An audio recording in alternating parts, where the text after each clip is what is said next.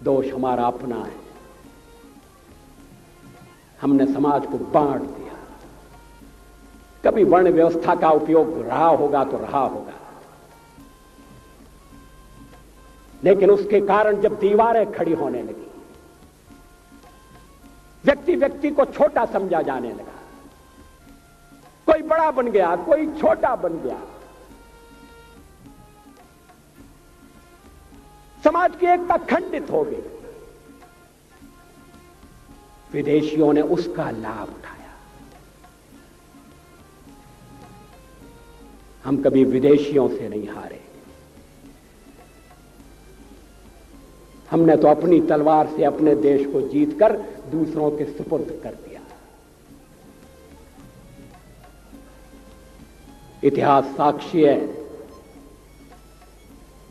प्लासी की लड़ाई में जितने लोग मैदान में लड़ रहे थे, उससे ज्यादा लोग मैदान के बाहर खड़े होकर तमाशा देख रहे थे, लड़ाई का परिणाम सुनने की प्रतीक्षा कर रहे थे। देश के भाग्य का निर्णय होने जा रहा था, मगर उस निर्णय में सारा देश शामिल नहीं था। विदेश मंत्री के नाते मैं अफगानिस्तान गया था। आपको सुनकर ताज्जुब होगा, अफगानिस्तान के अपने मेजबानों से मैंने कहा मैं गजनी जाना चाहता हूं, गजनी।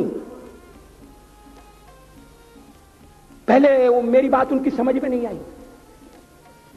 कहने लगे गजनी तो कोई टूरिस्ट स्पॉट नहीं है, गजनी में कोई 5 स्टार होटल नहीं है, गजनी में आप जाकर क्या करेंगे, गजनी में आप जाकर क्या देखेंगे। मैं उन्हें पूरी बात नहीं बता सकता। मेरे हृदय में कहीं गजनी कांटे की तरह से चुभ रहा है। जब से मैंने गजनी से आए एक लुटेरे की कथा पढ़ी है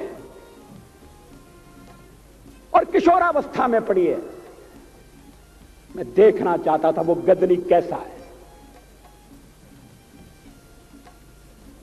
आपको सुनकर ताज्जुब होगा, महमूद गजनी का अफगानिस्तान के इतिहास में कोई स्थान नहीं है।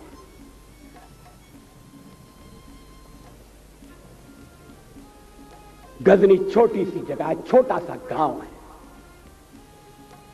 कल्पना करिए, सैकड़ों साल पहले वहां धूल उड़ती थी, झोंपड़ियां थी, मगर एक लुटेरा लुटेरों को इकट्ठा करता हुआ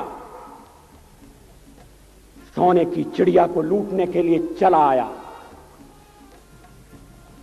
आपस की फूट से जो राजा है वो लड़ेगा, जो क्षत्रिय है वो लड़ेगा। हमने समाज के बहुत बड़े वर्ग को लड़ने के अधिकार से वंचित कर दिया। हमने उन्हें हथियार नहीं उठाने दिए। मार्शल नॉन मार्शल के आधार पर हमने समाज को बांट दिया। वो लुटेरा सोमनाथ के मंदिर तक चला गया। पुजारी देखते रहे। मंदिर की पूजा भक्तों को करना पड़ती है। मंदिर तो एक प्रेरणा का केंद्र है। मैं देशपांडे जी की तरह से नास्तिक नहीं हूं, मगर उनकी नास्तिकता में भी जो आस्तिकता है, मैं उसका आदर करता हूं, उसका सम्मान करता हूं। वो जिस आत्मविश्वास से नास्तिक होने की बात कहते हैं, तो मैं उनसे कहना चाहता हूं वो सचमुच में नास्तिक नहीं है। जिसकी आस्तिकता है, जिसका विश्वास है, वो नास्तिक कैसे हो सकता है? विश्वास किसमें है ये बड़ी बात नहीं है, विश्वास है या नहीं। हमने समाज के बहुत से बड़े वर्ग को विश्वासहीन बना दिया।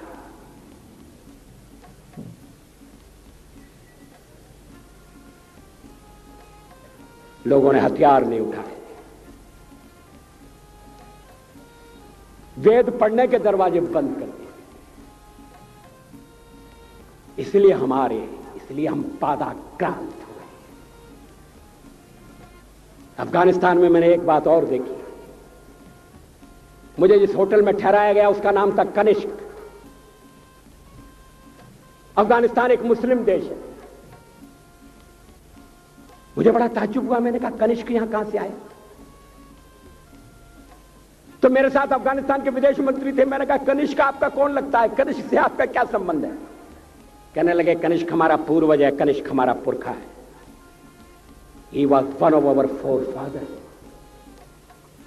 मैंने कहा तब तो हमारे आपके पुरखे एक हैं। अफगानिस्तान के लोगों ने उपासना पद्धति बदली है, संस्कृति नहीं बदली। आज के भारत के परिवेश में यह सुनने के बाद थोड़ा विचित्र लगता है। हमारे यहां तो धर्मांतरण के साथ राष्ट्रांतरण होता है, ऐसा दृश्य दिखाई देता है। पड़ोसी देशों में ऐसा नहीं हुआ। अभी राम जन्मभूमि का मामला चल रहा है। एक विदेशी आए, कहने लगे ये राम जन्मभूमि का क्या झगड़ा है?